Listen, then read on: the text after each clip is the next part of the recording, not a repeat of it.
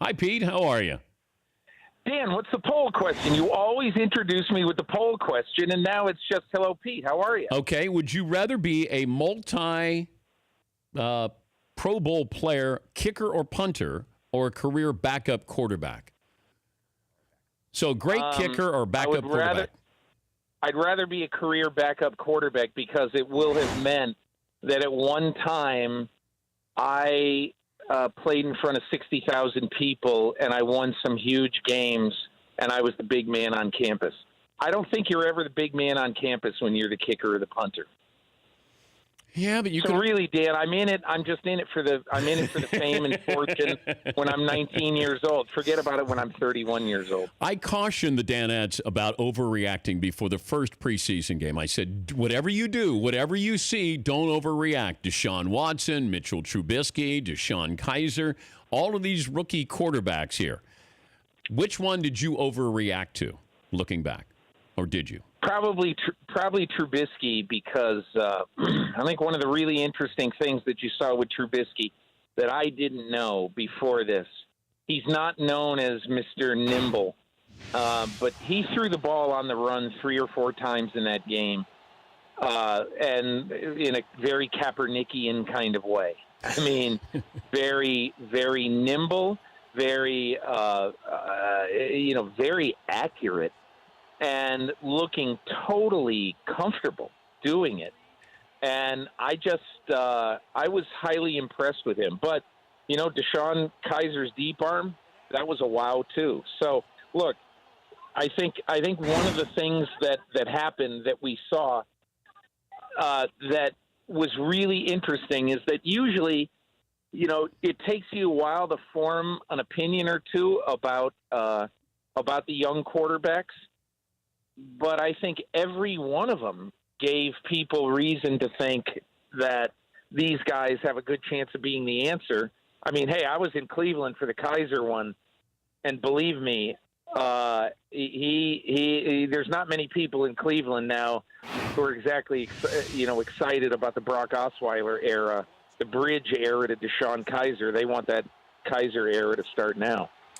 Peter's been to the Cardinals, Cowboys, Raiders, Rams, Chargers, Niners, Seahawks, Broncos, Vikings, Packers, Chiefs, Browns, Bengals, Buccaneers, Falcons, Titans. Am I missing any of them? No, and in about 15 minutes we'll be at Patriots, Texans practice.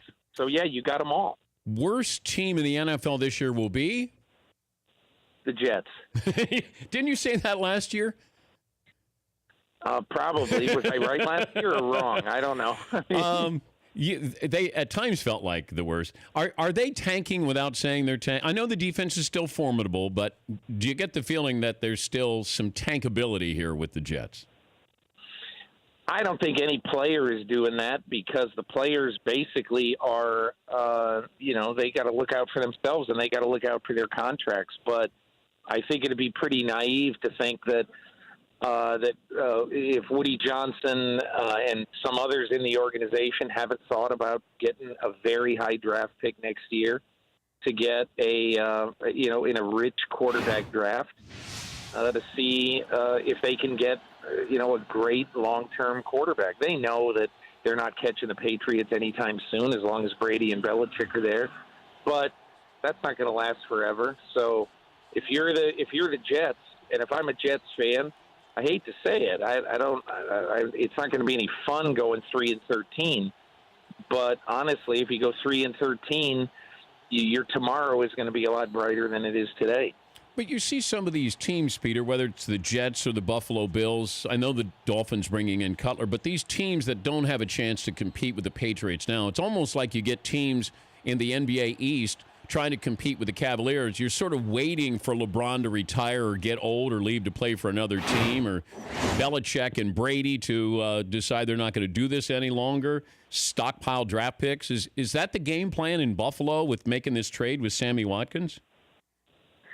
I think the Sammy Watkins trade was had a lot of tentacles in it, okay? So I talked to Brandon Beane, the general manager, Sunday, and it's a complicated issue, and I think anybody who tries to make it uncomplicated is not being correct. It's complicated because, if Sammy Watkins has a really good year this year, the Bills are $8 million under the cap right now. And you've got to figure that because the Bills didn't exercise the fifth-year option with Sammy Watkins, that they're probably going to let him go at the end of this year. But if he has a great year, they're not going to want to let him go.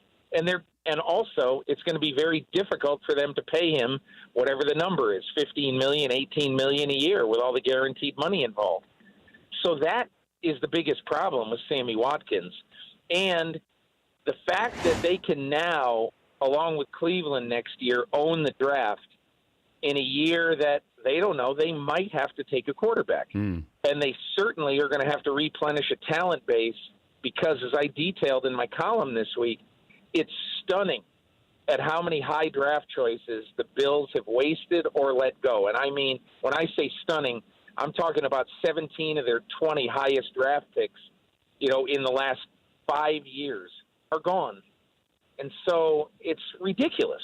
At some point, you've got to stop that, and that's why the investment in the 2018 draft with 6 picks in the top 3 rounds was so appealing to them.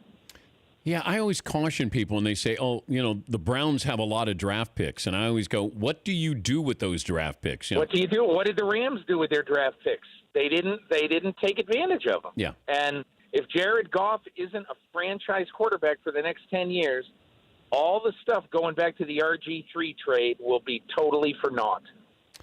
The Ezekiel Elliott situation, the next step is going to be, aside from the appeal, how do you see this playing out, Pete?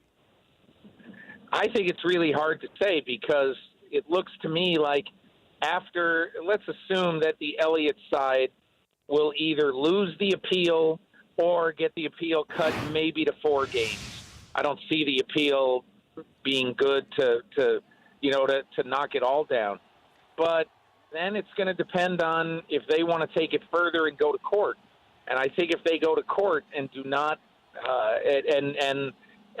then it's going to be in the hands of some person who we never heard of to make some determination about whether Ezekiel Elliott has to serve his suspension at the start of the year or they put it in abeyance and, to see if his case has any real merit. So I did stay at Holiday Inn Express last night, Dan, but I'm not a lawyer, and I don't know. But my gut feeling is, if you ask me, I think he'll be suspended for at least the first 4 games and miss them.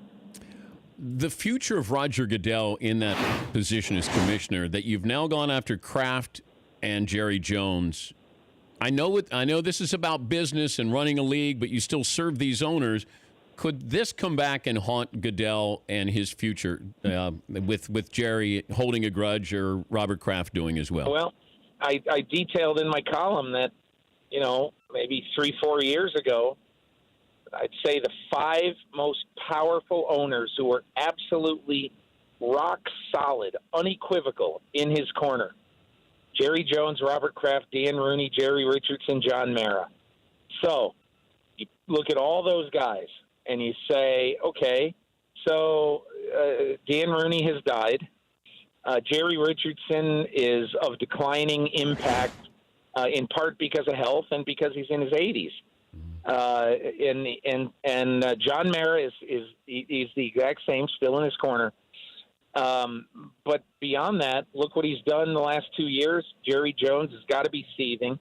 I agree with Adam Schefter, and obviously Robert Kraft is both for his fan base and himself still thinks that Goodell had a severe overreach in the Tom Brady sanction. So I agree with you. I mean, it's just my gut feeling, Dan. But to me, I've always thought, okay, Goodell will get over this, get over that. But quite honestly, I don't know what his future is, because I think a lot of that is going to depend on what he wants to do. Can he solidify his power base? Okay, that's a very, very big question.